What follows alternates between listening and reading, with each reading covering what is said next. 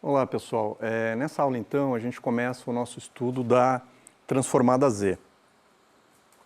Então a transformada Z, né, como eu já comentei na aula anterior, ela pode ser vista, né, como uma generalização, né, da transformada de Fourier, né, de sinais discretos ou de tempo discreto. Tá? Ela é definida matematicamente, né, através dessa expressão. Né? Então a transformada Z aqui, que a gente está chamando de x maiúsculo de Z, é o somatório, né, de menos infinito até mais infinito, de x de n, z na menos n. A gente percebe, né, que essa expressão aqui, ela é muito parecida, né, com a expressão que a gente tinha chegado lá para a transformada de Fourier de sinais discretos. Tá? Só que quem que é z agora? Z passa a ser um número complexo, aqui na forma polar, né, dado por RE na J ômega, tá? Onde R aqui, né, na verdade, lá pela própria definição lá de representação polar, corresponde ao módulo desse número complexo. Bom, e a sua transformada inversa, né, então, dado que eu tenho a transformada Z de uma sequência, se eu quiser chegar à sequência correspondente, então eu preciso fazer essa integração de linha aqui, tá, no sentido anti-horário, e um caminho fechado dentro do plano complexo Z. Tá? Essa expressão parece ser meio complicada a princípio, mas na prática a gente raramente vai utilizar ela. Né? Na grande maioria das vezes, quando eu tenho, né, a transformada Z e eu quero determinar a sequência correspondente, geralmente a gente vai escrever essa transformada de uma forma conveniente, de tal forma que eu consiga utilizar tabelas e retornar. A gente vai ver, inclusive, um exemplo disso nessa aula. Tá? Então, a gente percebe, né, até pelo que foi dito aqui, né, que o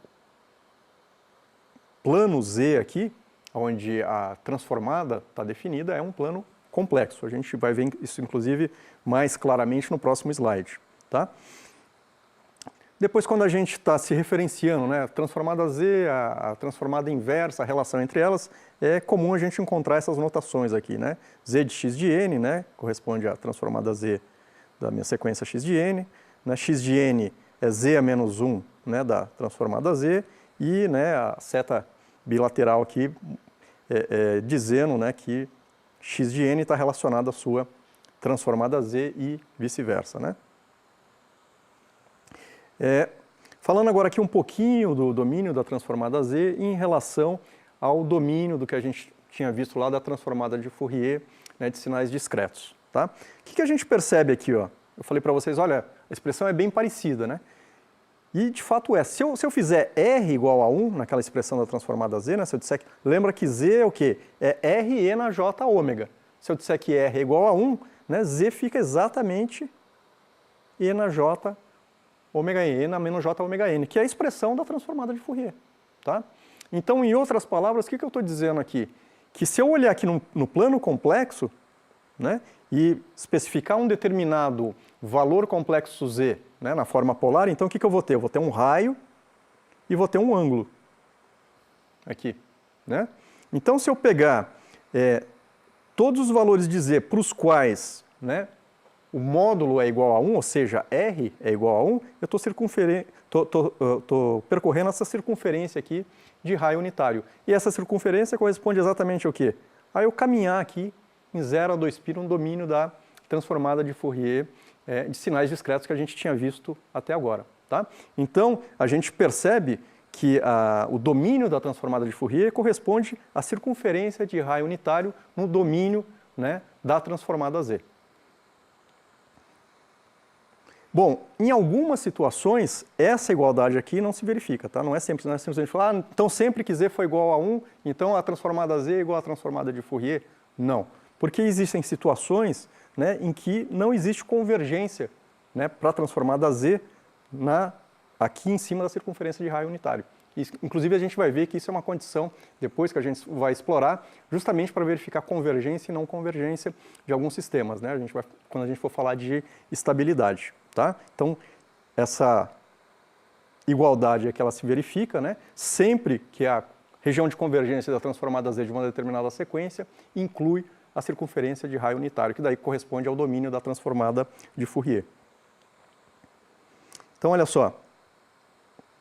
A transformada Z de uma sequência x de n, ela é definida, né, para valores de z, tais que somatória de menos infinito a mais infinito de x de n, z na menos n, seja menor do que infinito. Então, essa é a condição de convergência da transformada Z.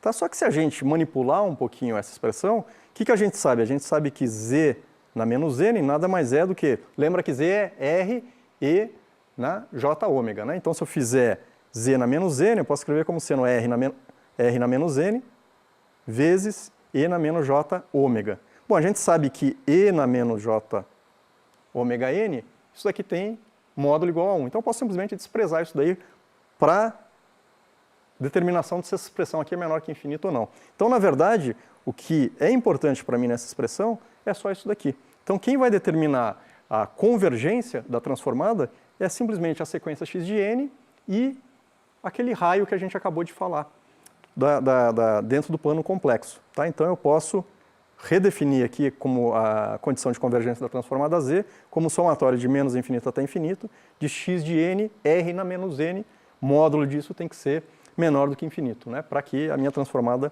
convirja. Tá? Então, o que a gente percebe? Né? Se um determinado ponto, zi, né, ele está dentro de uma região de convergência, o que vai acontecer aqui? Ele vai ter um determinado raio.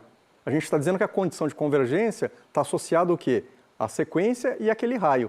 Então, todos os pontos que tiverem o mesmo raio vão estar dentro da mesma região de convergência. Tá?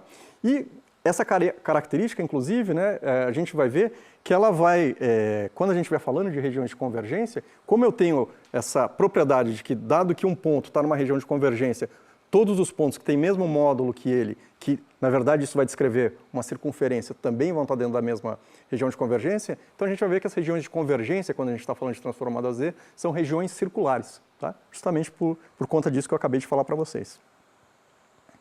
Então, olha só, como não pode ter divergência dentro de uma região de convergência, tá? Então uma região de convergência vai ser sempre o exterior ou o interior de uma circunferência ou ainda um anel. Tá? Que nem a gente está vendo nessa figura aqui.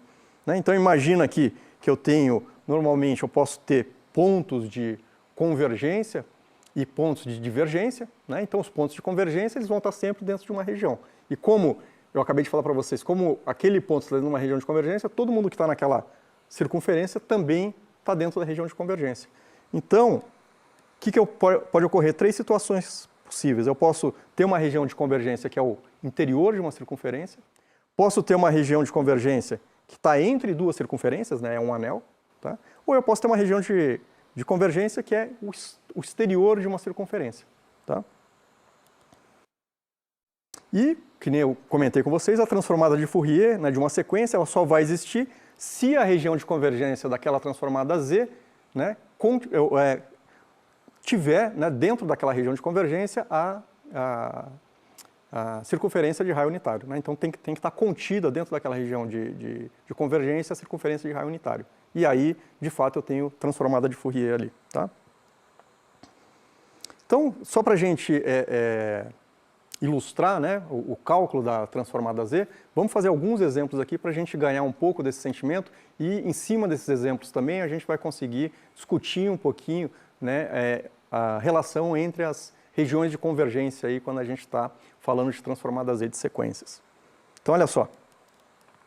Então, vamos tentar calcular a transformada Z da sequência x de n igual alfa na n, u de n, onde alfa é uma constante. Tá? Então, olha só, pela definição lá da transformada Z, eu tenho que x de z vai ser somatório de menos infinito a mais infinito, da minha sequência x de n, z na menos n. Bom, eu tenho um u de n aqui, então essa sequência, né, que nem a gente já viu em outras aulas, ela começa em 0 e vai até infinito. Então esse somatório aqui, eu não preciso calcular para de menos infinito, porque eu sei que ela é 0 para todos os valores negativos. Então vai ser de n igual a 0 até infinito. E dentro desse intervalo, né, x de n vale quem? Vale alfa na n e vou multiplicar por z na n. Né? Então eu tenho alfa na n de 0 até infinito.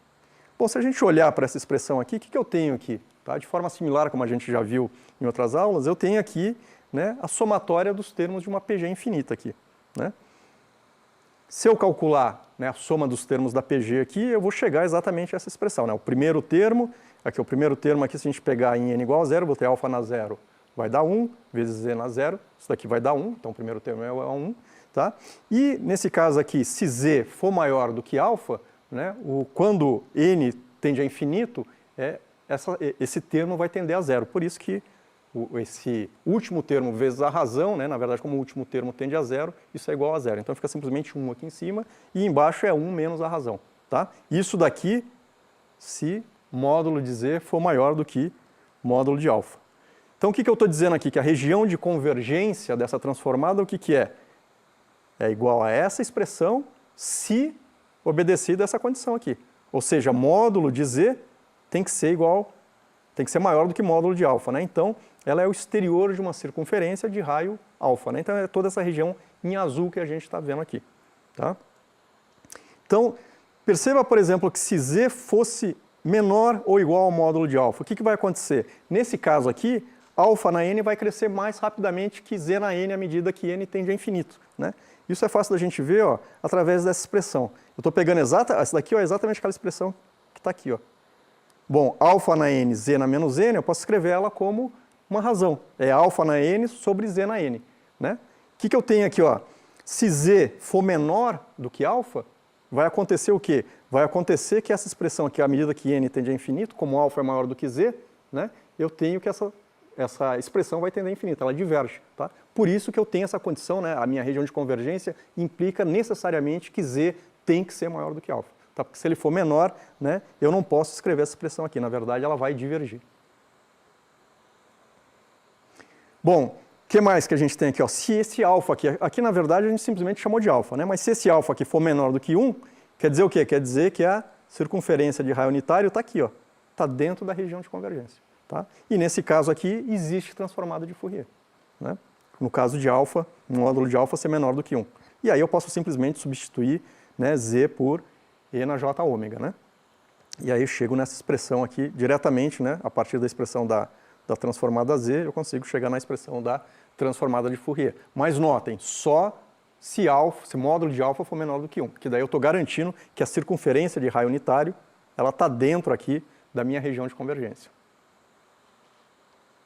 Bom, vamos pegar um outro exemplo. Eu vou pegar agora a sequência x de n igual menos alfa na n, u de menos n, menos 1. Perceba que essa sequência aqui, ao contrário da outra, essa sequência ela só possui valores para n negativo, ou seja, ela começa em menos infinito e termina em 1, por causa desse u de menos n, menos 1. Tá? E de novo aqui alfa é uma constante. Então, aplicando, né, a expressão da transformada z, o que eu vou ter aqui?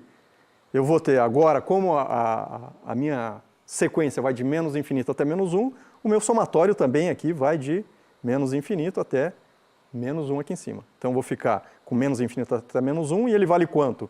Vale menos alfa na n nesse intervalo, né? Que é o que a gente tem aqui. Tá? Então, eu vou ter menos alfa na n, z de n. Bom, a gente percebe que isso daqui também são a soma dos termos de uma PG, né? Agora, se z for menor do que alfa, né? Então, se isso daqui for a soma dos termos de uma PG, então quem que é o primeiro termo? Então, eu posso pegar n igual a menos 1, então eu vou ter o quê? Alfa na menos 1 vezes z na menos menos 1, que dá mais 1. Então, por isso que saiu esse alfa na menos 1, alfa na menos 1 vezes z. Tá? E se z for menor do que alfa, vai ocorrer a mesma coisa que ocorreu no nosso exemplo anterior. Né? À medida que n tender a menos infinito, né, o último termo vai tender a 0. Então, é por isso que só aparece o primeiro termo aqui na expressão. E embaixo eu vou ter simplesmente 1 menos a razão, né, que a razão é alfa menos 1 vezes z. Tá?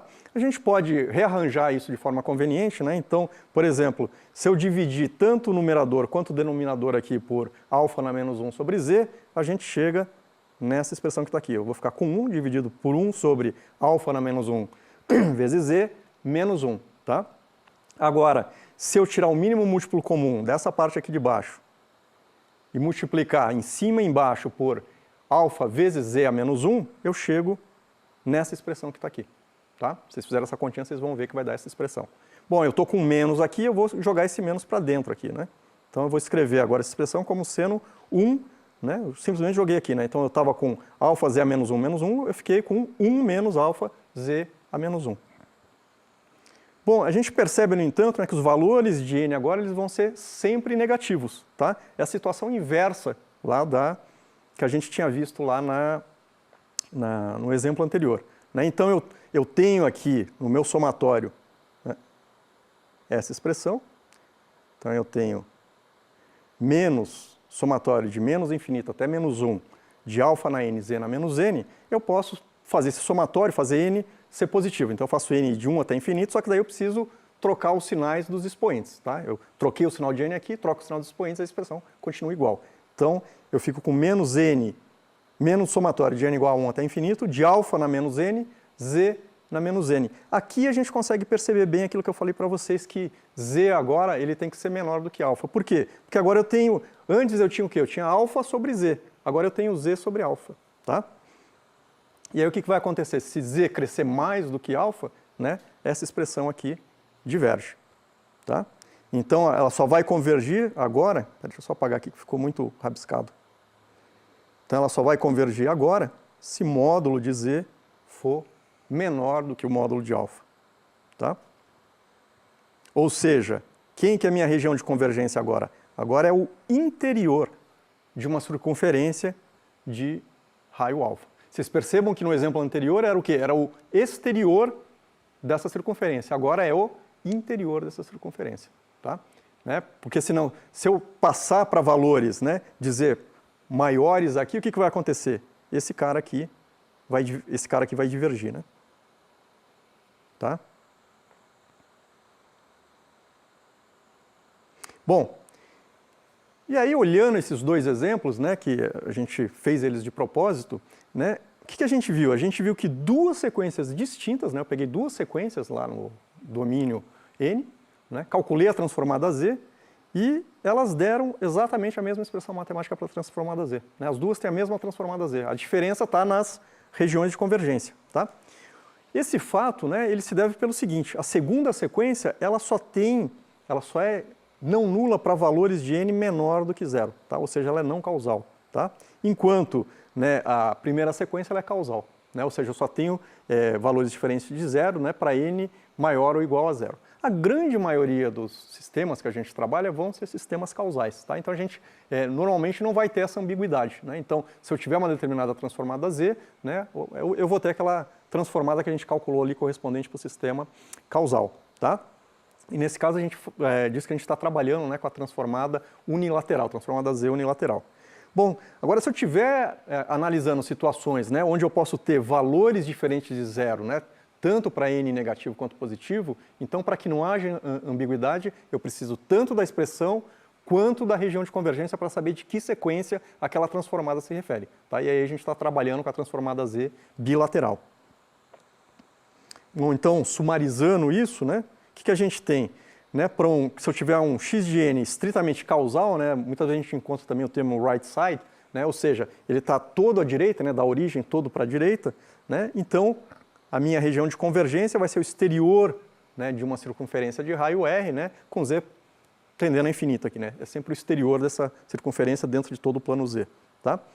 Se x de n for estritamente não causal, né, o left side, então eu tenho o quê? Eu tenho que a minha sequência só tem valores diferentes de zero, né, para n menor do que zero. Então a minha região de convergência da transformada z vai ser agora o interior, né, de uma circunferência de raio R. Tá? E se eu tiver uma sequência que é composta por parte causal, parte não causal, né, valores de n positivos e negativos, então eu vou ter uma região de convergência aqui que vai ser definida através de um anel. Tá?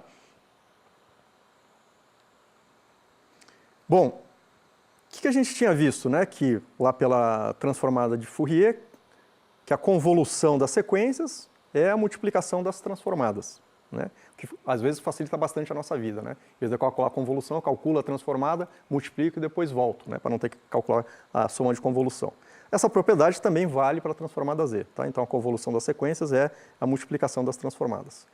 Da mesma forma, né, se eu tiver um sistema linear invariante no tempo, com uma entrada x de n, né, e uma resposta ao impulso h de n, eu tenho que a saída para a entrada x de n é simplesmente a convolução com a entrada, ou, né, a multiplicação aqui, né, de h de ômega, x de ômega. Né? De forma equivalente aqui eu tenho, né, para a transformada z. Tá? Bom, a gente denomina, né, H de ômega como função de transferência do sistema, tá? Ao passo que a gente chama H de Z de função de sistema. Alguns autores não fazem diferenciação, chamam as duas de função de transferência, tá? Então vamos falar um pouquinho agora de estabilidade, tá? Um sistema ele é estável se e somente se, né, o somatório de n igual a menos infinito até mais infinito, né, do módulo de H de n é menor do que zero. Essa também é a condição, né, da existência da transformada de Fourier, tá, de H de n. Então, o que a gente tem? O sistema ele é estável se e somente se, né, a transformada de Fourier existe. E a gente viu ali que a transformada de Fourier existe quando eu olho para a transformada Z, sempre que a circunferência de raio unitário está dentro da região de convergência da transformada Z. Então eu posso dizer que um sistema linear invariante no tempo discreto, ele vai ser estável se e somente se a região de convergência da transformada Z contém, né, a circunferência de raio unitário. Da mesma forma, né, a gente viu lá que para o sistema ser causal, H de n tem que ser igual a zero para n menor do que zero. E a gente viu também, né, que isso, quando ele é causal, o que vai acontecer? A região de convergência de H de Z é o exterior de uma circunferência, incluindo Z tendendo a infinito. Tá? Então a gente pode enunciar a seguinte propriedade, né? Um sistema ele vai ser causal se a região de convergência é o exterior de uma circunferência, incluindo Z tendendo ao infinito. Tá? Então, combinando as duas propriedades aqui, o que eu tenho? Que um sistema de tempo discreto é causal ou estável, se somente se o que? A região de convergência é do tipo módulo de Z maior que R, ou seja, é o exterior de uma circunferência, e esse R aqui é menor do que 1, né? Ou seja, ele está incluindo a circunferência de raio unitário. Tá? Então, falando aqui agora um pouquinho sobre funções racionais, então sempre que eu consigo escrever, né, um sistema através de uma equação de diferença, que nem a gente tinha visto na aula anterior, dessa forma, tá? Eu posso então escrever, né, a minha função de sistema como a razão entre dois polinômios, né? Então, basta que eu aplique a transformada Z, lembrando, né, da propriedade do deslocamento, que é igual à propriedade da transformada de Fourier. Então, eu aplicando aqui a transformada Z, eu vou ficar simplesmente com somatória de k igual a zero até n de ak y zk vezes z na menos k. E a mesma coisa aplicando do lado de cá, né? Agora, se eu fizer a razão entre os dois, eu vou ficar que a minha função de sistema, né, ela é simplesmente a razão entre esses dois polinômios. Tá? Algumas considerações, então a gente conclui, né, que o sistema descrito por uma equação de diferença, ele pode ser representado em frequência pela sua função de sistema H de Z. A gente vai ver, né, que a função de sistema ela é uma importante ferramenta para o processamento de sinais, tá? Como, por exemplo, no projeto de filtros digitais. Tá? Na próxima aula, né, a gente vai exatamente, né, fazer a análise de um sistema, né, utilizando, né, a função de sistema, e a gente vai conseguir extrair importantes propriedades aí a partir da função de sistema e análise da transformada Z. Tá ok, pessoal? Então era isso que eu queria contar para vocês, e na próxima aula a gente fala um pouco mais de transformada Z com um exemplo de um sistema. Tá ok? Então até lá.